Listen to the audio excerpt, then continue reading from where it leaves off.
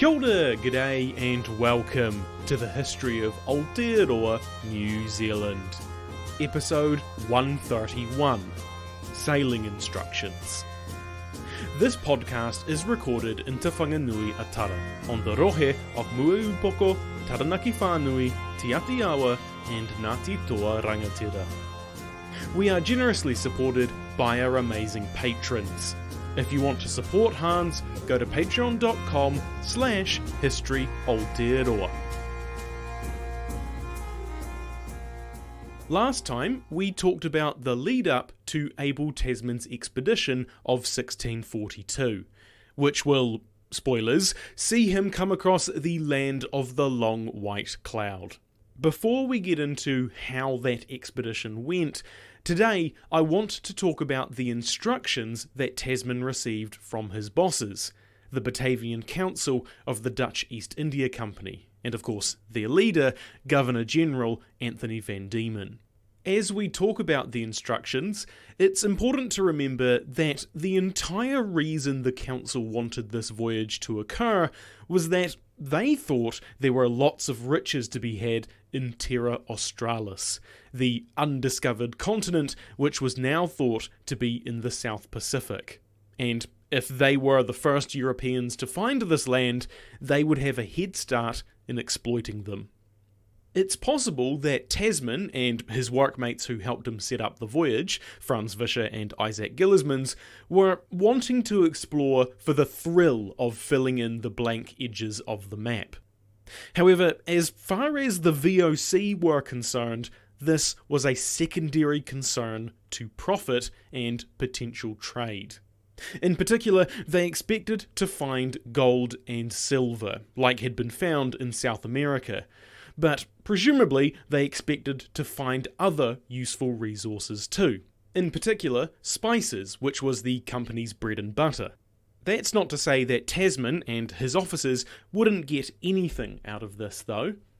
In his instructions from the Batavian Council, they said he would get, quote, certain fruits of gain and undying fame, end quote. Which is rather vague, but was meant to indicate that if they did well, they would get a monetary bonus. So, what are these instructions I keep talking about? Basically, they are the official documents telling Tasman where he should go, what he should be looking for, how he should run his ship, what to do if there is a storm, or if he himself dies, and perhaps most interestingly, what he should do if he encounters non-European humans, among a whole host of other things. Some of it is really boring. Some of it is really insightful. So, I thought it would be good to take a look at what the Batavian Council told Tasman to do, because it'll give us a benchmark as to whether the expedition was a success. Or, at the very least, let us understand what the Council's measure of success would be. In the instructions for the voyage, Tasman was basically told to follow the route of the cheaper option in Vischer's memoir that we talked about last episode. That meant he would sail from Batavia in the Dutch East Indies to Mauritius on the east coast of Africa. Then he would sail southeast until he got between 52 to 54 degrees latitude, and then sail straight east until they hit some sort of land, or were at the longitude of the Solomon Islands, whichever came first. If they did come across land, hopefully the Great Southland, then naturally they were told to explore it.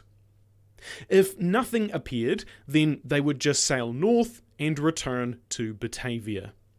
Although this was the primary route that Tasman was told to travel, he was given a lot of other different options in the instructions, in the event he wasn't able to sail through those waters. Remember, a lot of the stretches of ocean that Tasman and his crew were expected to sail into were totally uncharted. They had almost no idea what to expect.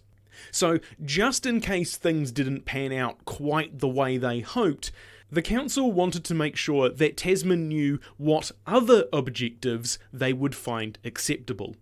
As such, Tasman was given freedom to explore the southern coast of Australia if he saw fit.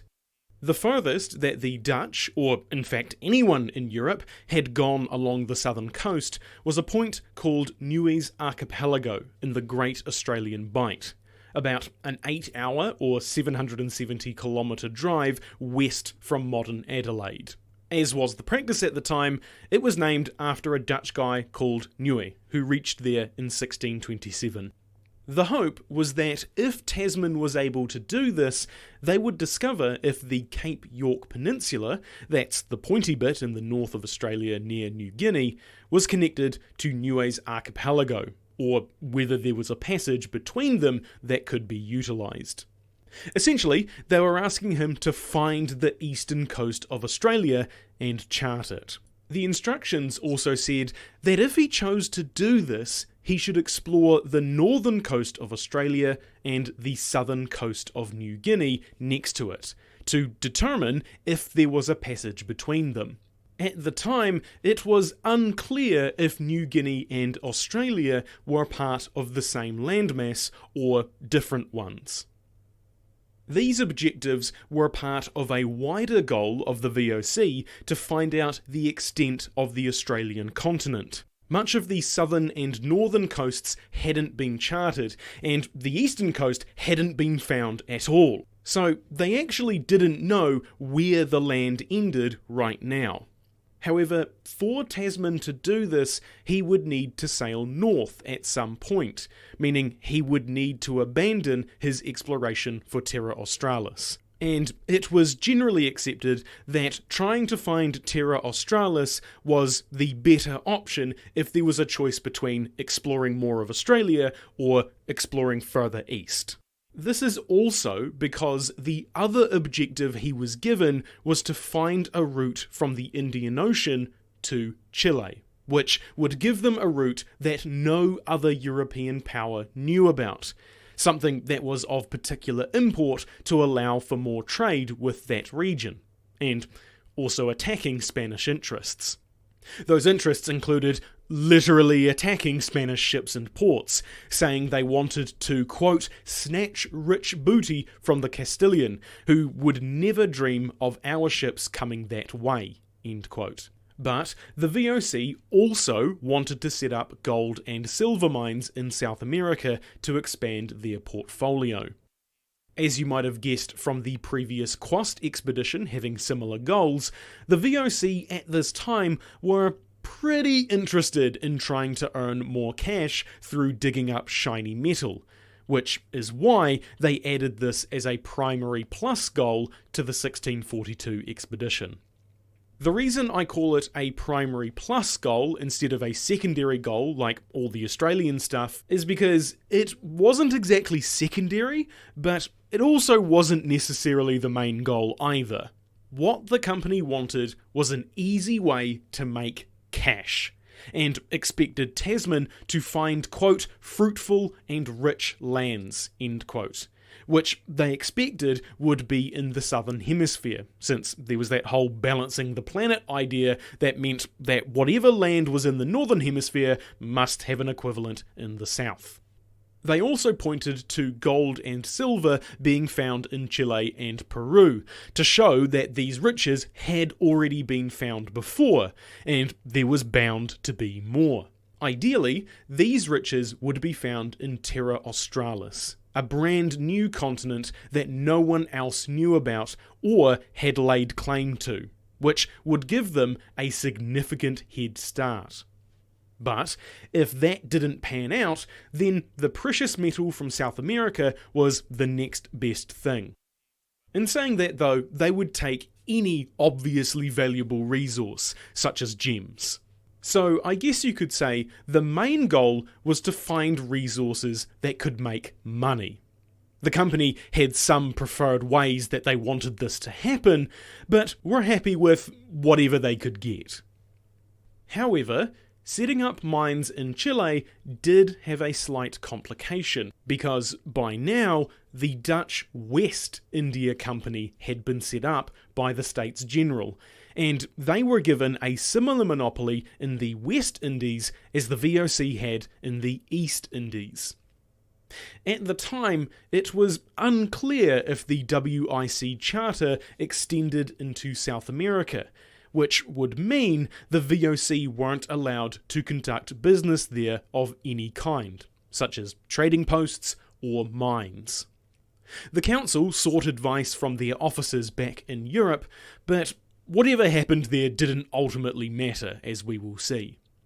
Overall, regardless of what Tasman decided to do, he needed to be back in Batavia by the end of 1643, about 12 months after he set off. So it was gonna be pretty tight.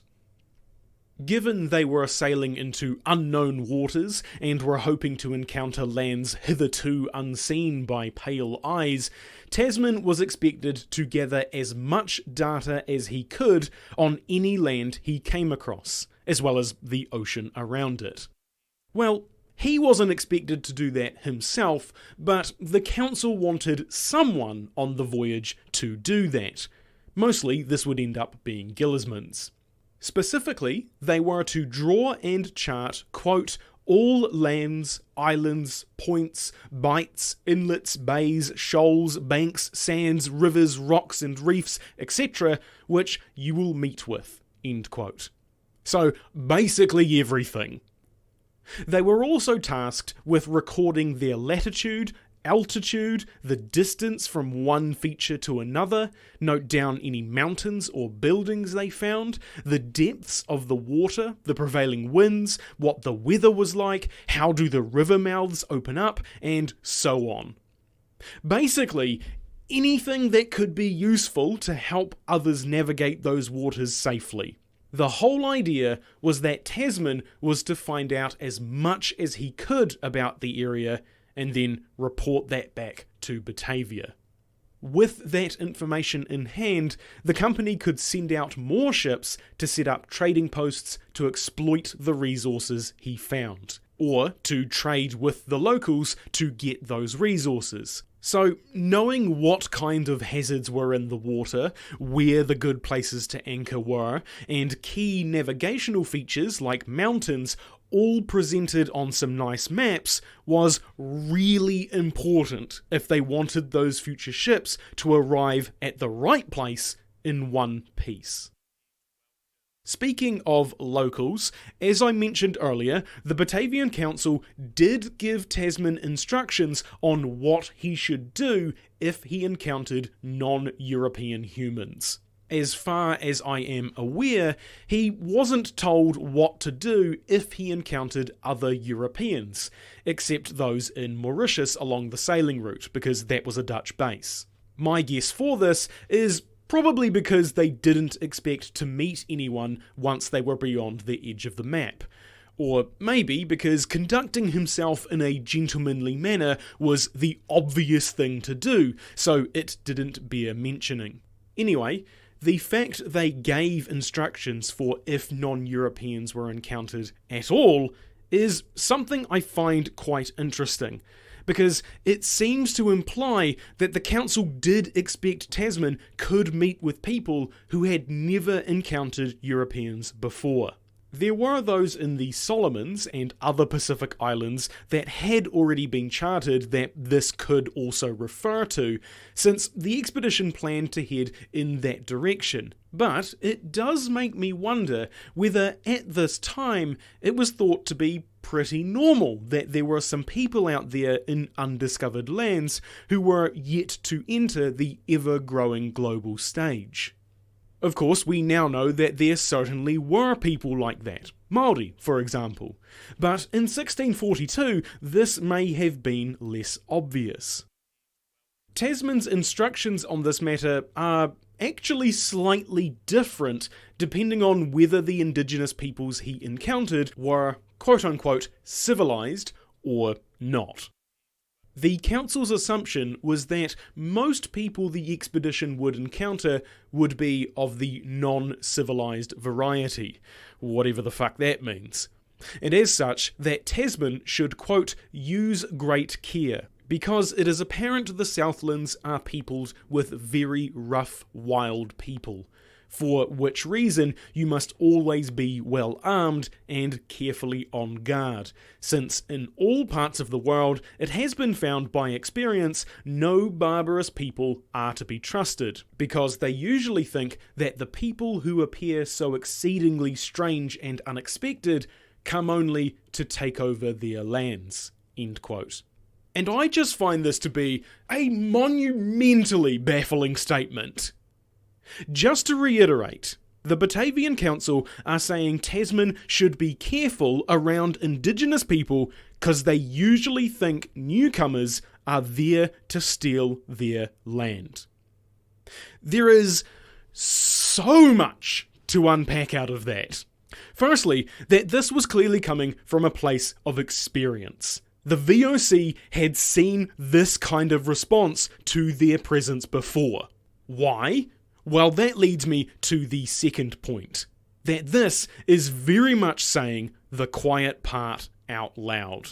The VOC knew that there was likely going to be trouble because they had actually stolen indigenous land in the past in Indonesia, and they had gotten a very hostile response from the locals, because of course you fucking would. We even mentioned a couple episodes back how even Tasman himself was part of the VOC's colonisation efforts in the region. Which leads me to my final point of why this statement is fucking insane.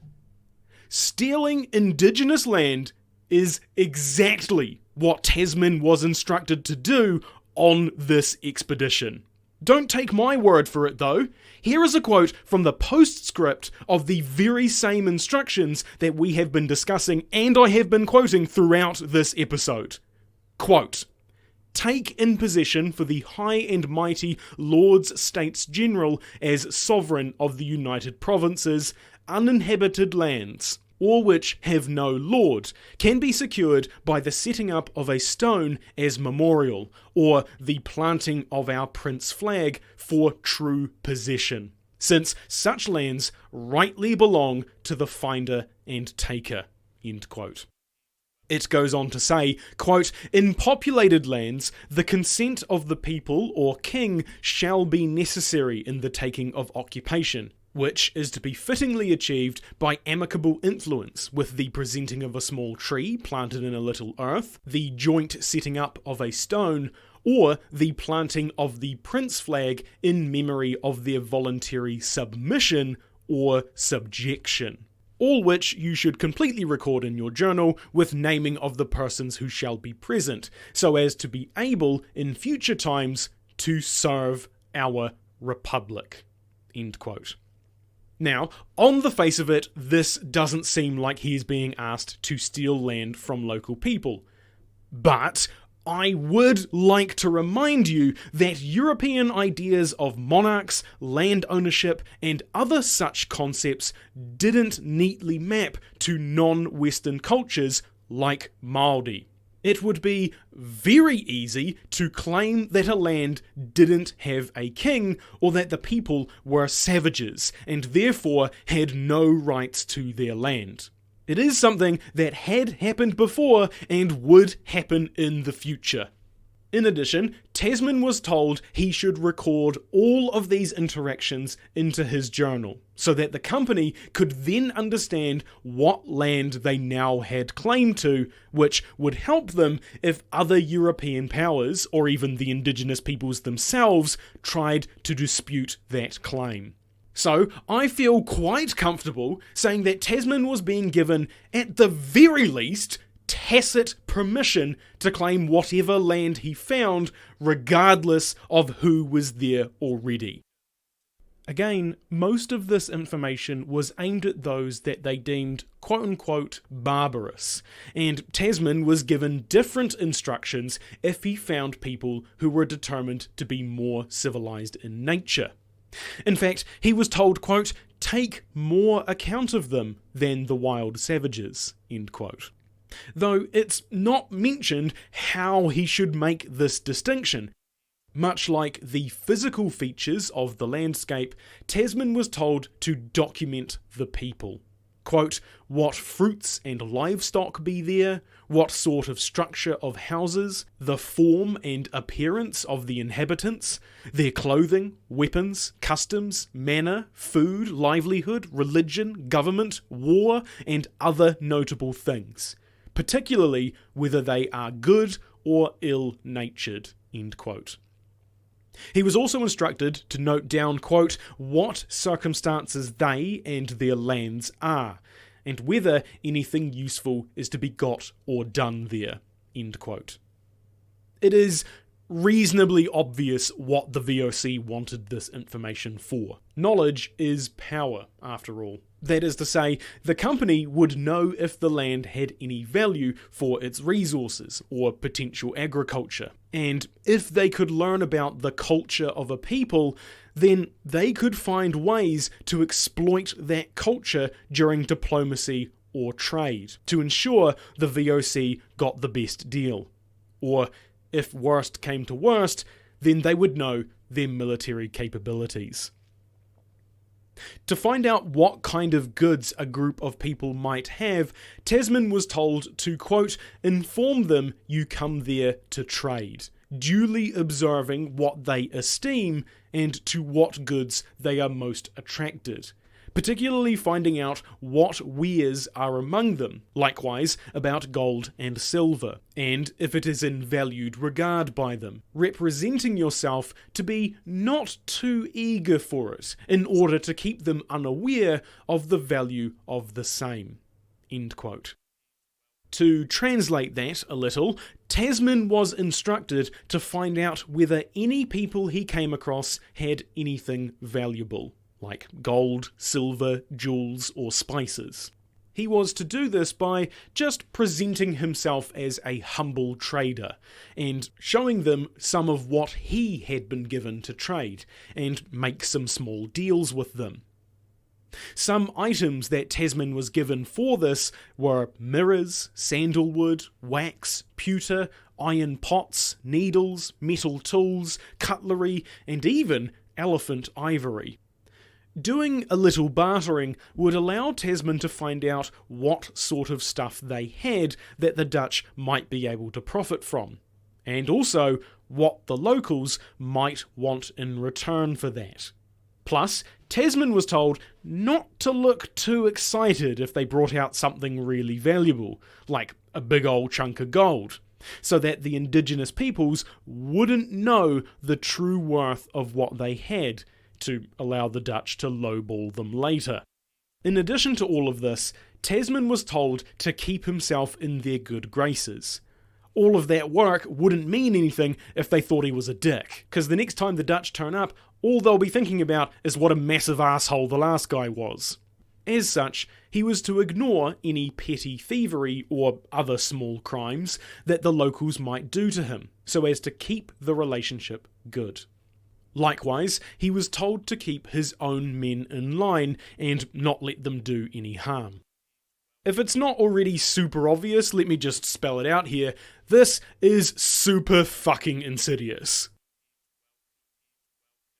Moving on to more of the internal crew logistics, the instructions of the 1642 expedition detailed that Tasman was to be given 110 men on 2 ships, along with how much food he was being given and what the daily ration should be. As we mentioned at the start of the episode, it also promised in rather vague terms that they would be rewarded if they found quote-unquote profitable lands. Of the 110 men, about 2/3 of them were experienced sailors, who did the complex job of operating the ship at the orders of the skippers. The other third, about 36 men or so, were soldiers. They would do the menial tasks that didn't require knowing all the different knots or climbing the rigging. because their main job was to keep the crew in line and put down any mutinies if they occurred, which I thought was kind of interesting. Soldiers would be helpful if Tasman encountered any hostilities from indigenous locals, or other European ships. But this wasn't a military expedition. He wasn't really expected to be fighting anyone, hence why he was only given a small complement of cannons, and that the soldiers were more there to ensure that the Batavian Council's chosen leader remained in his position. It should also be noted that it was standard procedure for VOC ships to have about 1/3 of their crew be soldiers, so this setup wasn't terribly unusual. Another interesting tidbit about the crew is that although it's kinda instinctive to imagine all of them were Dutch, given they were employed by a Dutch company backed by the Dutch state, there actually could have been lots of different nationalities on board. Scandinavians, Germans, French, English, and many more were present in Batavia in the employ of the VOC. So, while the majority of Tasman's crew and officers were likely Dutch, there could have been a few other languages being spoken on deck too. At this point, it's probably worth talking a bit more about the specific ships Tasman was supplied with. The flagship, the one Tasman would sail on and have direct command over, was the Heemskerk, a yacht ship, meaning it had a square stern, 3 masts, square sails, and would have been around 25 to 30 metres long. This type of ship was primarily used for trade, though they were often given a light armament of cannon to defend themselves with. Typically, the Dutch Navy was made up of East Indiamen, another type of ship that was similar to the yacht, but was made of heavier wood, meaning it was sturdier but less manoeuvrable. Given this, and the fact that the yachts were often armed anyway, they became more and more favoured as a military vessel over time. As such, the Heemskerk's most recent service had been in a military capacity fighting the Portuguese. But with a peace treaty having been recently signed between them and the Dutch, this means the Heemskerk could be released for other duties, which is how it ended up being put to use as an exploratory vessel. The other ship that Tasman was given was the Zeehan, a flout. These ships had round sterns and could be between 30 to 40 metres long. Given flouts had ample cargo space, as well as being cheap to build, maintain and crew, they were used a lot for trade missions, carrying goods like rice, wheat and pepper from the East Indies to Europe. They would often make this trip twice in their life before being permanently stationed in the East, where they would undertake shorter voyages, usually transporting cargo from a smaller colony and offloading it at a central depot, where a much larger East Indiaman would pick it up and take it back to Europe. The Heemskerk was the larger of the two vessels, carrying 60 men to the Zeehan's 50, as well as having more cargo space to carry their trade goods. In addition to the main ships, they had 2 smaller boats which were either towed behind or sailed alongside them. They were about 8 metres long and used to carry people or supplies to land or between the bigger ships. There was also a 6-metre cockboat in the middle of each ship that could be powered by oars. Even though I have mentioned the general features of yachts and flouts, there could be a lot of variation from ship to ship, such as the general size, the number of decks, cargo space, armaments, and so on could all be slightly different, even if both ships were technically the same class. However, overall, the VOC tried to standardise how ships were built and maintained, attempting to minimise the amount of complexity in their logistics. In terms of food, the specific provisions the crew were supplied with depended on the time of year. During the Northern Hemisphere winter, they tended to have more perishable goods, since they didn't spoil quite as quickly in the cold weather. Naturally, a lot of space in a ship was dedicated to drink, usually beer, water, or arrack, an alcoholic drink made from coconut flowers or sugarcane. Some attempts were made to try and make a still that could be kept in a ship's hold to get salt out of seawater. This was a pretty good idea, because it meant that ships would have unlimited water on long voyages. At the moment, they only had whatever drink was stored on board, which meant that they needed to be frequently resupplied.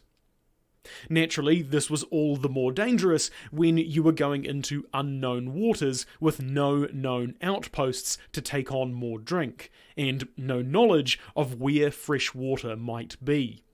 So this still would solve a pretty major problem, but it took up too much space that could be used for more important stuff, to say nothing of the fact that they needed to have a fire burnt under them to actually work, which wasn't super good on a wooden ship. Since ships needed to come into a port for more supplies fairly often, on long voyages there would be refreshment stations along popular trade routes, such as down the west coast and around the southern tip of Africa. These stations usually had veggie gardens, orchards, and grazing animals, with small communities dedicated to serving these ships as they passed on their journeys. Interestingly, it was generally more favoured to fully stock a ship with supplies, so that it didn't need to make any stops, since crews had a higher chance of survival if they didn't make land until their destination in the east. The reason for this was that sometimes these stations had something or other bad about them. Hostile indigenous peoples, undrinkable water supplies, the crew could catch a disease, or even possibly desert. For Tasman specifically, on his 1642 voyage, he allowed for 2 meals a day, breakfast and lunch. Breakfast would consist of porridge, dried prunes with biscuit, which was maybe like hardtack, and some butter. Lunch would be peas with fish, bacon, or some other meat. There may also have been some cheese and vinegar too. Every sailor was also allowed a ration of alcohol each week, as well as water. Though the water was perhaps less than preferable, because sometimes it was rather rank. Quote, "The water often had to be sucked through clenched teeth to prevent the entrance of crawling vermin." End quote. As you might have noticed, none of the foods I mentioned contain a lot of vitamin C, and so scurvy would often become a problem a few months into a journey. However, it was hard to avoid, since they couldn't take perishable foods with them, because they would, well, perish.